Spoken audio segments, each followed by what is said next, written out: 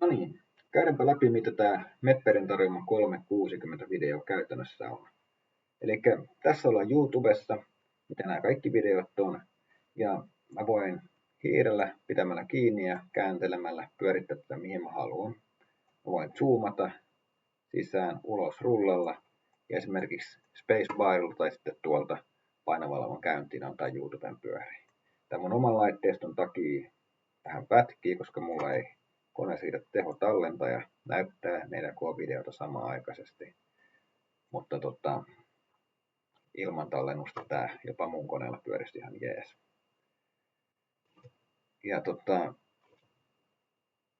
tämän näköistä, eli kaikki tilat tulee tallennettua.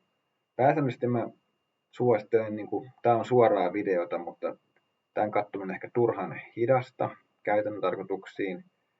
Ja suosittelen käyttämään sellaista, että 2 kuvaa sekunnissa otetaan, jolloin se varsinainen video tulee nopeammaksi, mutta kaikki informaatio tulee tallennettua yhtä lailla. Täältä päästään hyvin katsoa esimerkiksi kannakoinnit ja muutenkin, että mitä siellä on. Laitteisto automaattisesti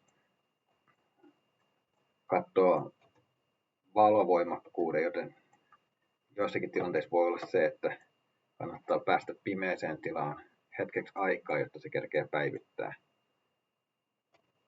Ja sitten taas vastaavasti joissakin tilanteissa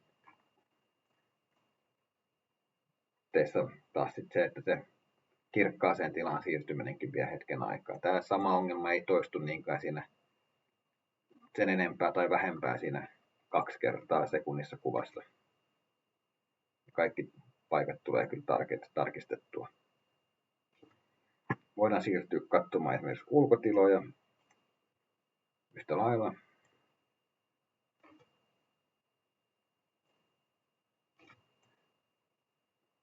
Ja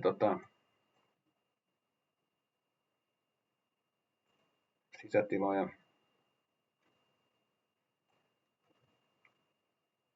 Nähdään laitteet, materiaalit, putoamissuojaukset, valmiusasteet, kaikki. Ei jää mitään, mitä ei tiedettäisi, kun tehdään tämä kuvaus.